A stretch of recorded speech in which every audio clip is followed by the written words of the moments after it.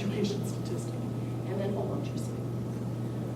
Recognize that a lot of that, now for our seniors, the majority of whom have at least a year to 2.5 years of college already behind them because of the APs they've taken. The idea that they would have 6 years of college ahead of them is very curious. And that's not to say there isn't lots to learn. If it's a BA, MBA program combined or a BA, PhD, okay. But other than that, our expectation is you're going to graduate in 4 years. Or 3 if you enter as a second semester sophomore. And our expectation is that you're going to go to class, you're going to do the work, and you're going to put forth your best effort to pass those classes. If there is an anomaly in class that's just impossible for you, we're going to figure out what to do about that. And we're going to assist you in making a decision about what you want to do. But it is unacceptable for you to fail. So having a conversation about your expectations. Again, we talked about class attendance and academic support. Every college has an academic support center. It is not just for students with disabilities. So you can go in to have somebody read a paper over all of that.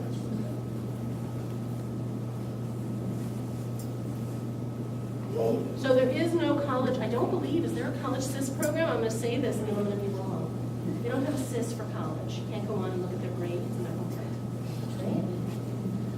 When I went to college, my grades were sent to me in Amherst, because it went to a P.O. box while I was home, so I didn't have to live back to school. And my parents would say, "Can we know what your grades are?" And I was like, I don't know, can you? So have a conversation about At the beginning of the problem. Well, it was the school's rule. Part of that was residency. Like we wanted to establish residency. So continue. Communication. Discuss how often you anticipate conversing. It's going to be a little bit of a kind of bumpy road to figure out a cadence with your child. But one of the things that I would suggest, I have parents kids I've worked with, who will launch to college, and I'll get a call 3 to 6 weeks in. I have not heard from my child in a month.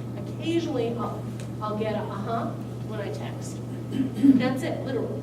And I'm terrified. So should I go to campus? And that backs me up to safety.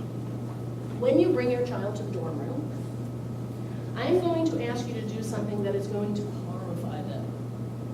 Please do it anyway. You will hopefully never, ever use this, but it is a safeguard. Get the phone number of the roommate. Get the phone number of the RA. So if you do not hear from your child at all for 2 months, or if your child is expressing depression, anxiety, that is, in your mind, clinically significant, pick up the phone and call the RA and say, hey, I haven't heard from him, I'm a little worried about him, since he's not making friends. Can you? That is the RA's job. They're getting a nice single room, they're getting room and board. That is their job. And if you feel that person isn't responsive or receptive, go up to what is a resident director, the head of the dorm, the adult who is on campus in that dorm. And you can get their information as well. You are going to need a really annoying parent. Like, and they'll think, oh God. Don't use it. Just have it in your back pocket so God forbid your kid is in crisis. You can use it. So, if you're, I say, we pay for the cell phone still. So if they don't answer it, turn it off. Say, and they'll call you on a landline. I don't know if they exist anymore, or their friend's phone, and they'll say, my phone isn't working. Really? I noticed that too because I was calling you and it wasn't good. So the expectation is you call, they answer. Now, I'm going to piggyback that with, you may not call more than once a week, unless it's a family emergency, something's going on that you're trying to work through with your child in terms of the financial office or stuff like that. If your child is dealing with a problem with a professor, you may not call that professor. They did a survey on Cornell, Stanford, and Yale's campus of professors asking them how often they have heard from parents. 96% had heard from parents. They had? Often or at least once. Like, what is that about? I don't think my mother ever met a professor of mine. You know? Think about what your experience was like in college. Your parents came, they dropped you off. Bye-bye, they came, they took you out to dinner, you know. They didn't sit in on my classes, they didn't, you know, it's sort of taking that step back. And recognizing if they're navigating a conflict, they need to learn how to resolve it. I'll do my quick story of my grandmother and my mother. My freshman year, my roommate was a horror, like literally, like I could write a movie about it. And so I called my mother, it was around midterms, and I said, I was hysterical crying, so it sounded something like this. My roommate, a horror, she comes in the middle of the night and she's with a boy, and I'm in a bunk bed, and I'm on the top bunk. And I don't know what I'm supposed to do. Am I supposed to say I'm awake? Am I supposed to pretend to be asleep? Wait until they're done? She turned off my alarm clock when I had my psychology 100 midterm. Turned off my alarm clock. She didn't want to wake up. So I was an hour late to my exam. I have 3 papers and 2 exams, and one of the papers I don't even know what I'm supposed to write about. And my mother said, oh. So this is what you need to do. You need to find a cubby in the library where you can study. And then you need to go to your RA and set up a meeting with your RA and your roommate to deal with the problems with your RA. And then you need to go to that professor who's a class you don't know what the paper's about. And you need to talk with them about what the paper's about and explain to them that you don't understand what the scope of the paper is. And as she's talking, my stress level is rising, and I am on the 23rd floor of a building. And if there weren't doors on the window. And before she hangs up, she said, oh, and call your grandmother. So I pick up the phone and I call my grandmother, and because I'm in such an emotionally laden state, I just blurt it all out to her.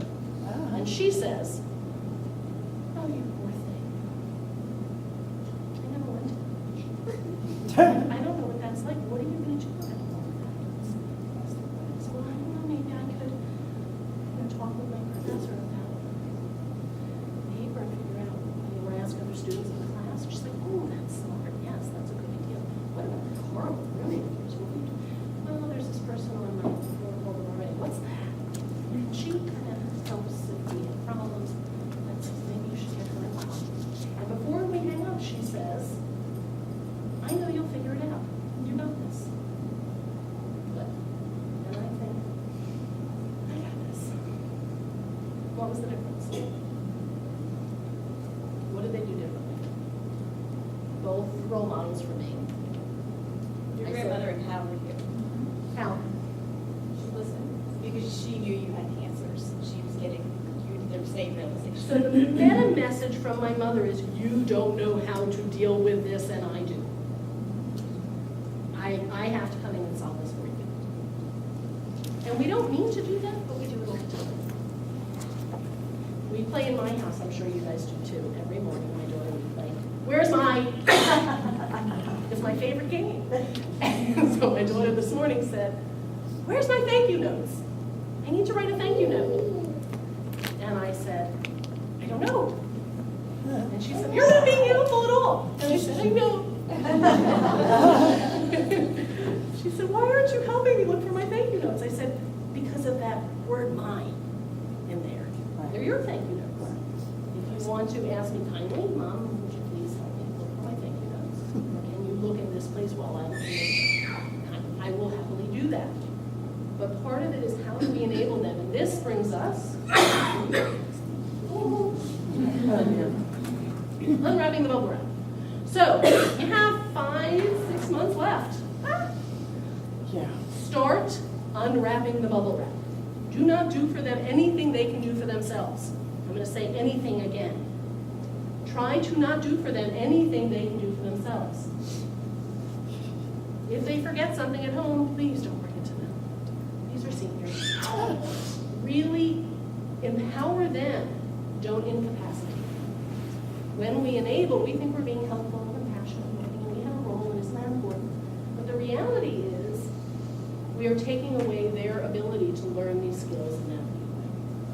one of the things that you have in your handouts is a different kind of checklist. This is from Julie Lithcott-Haynes' book. And it really is looking at what are the skills, the strategies, the competencies that kids need to have in order to thrive on a college campus. And some of them are basic, like navigating the metro system, working through a conflict. How do we do that? And some of them are a little bit more challenging.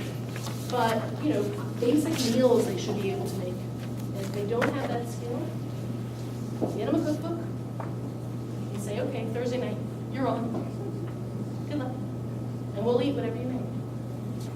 You go out to dinner afterwards, but we're going to try it.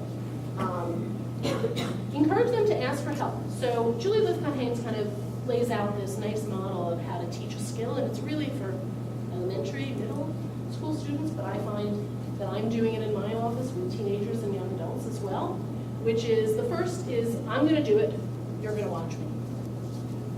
Now we're going to do it together. Now you're going to do it and I'm going to watch you. And now you're going to do it on your own. Because you have 6 weeks, 6 months, you're going to cut out those 2 months.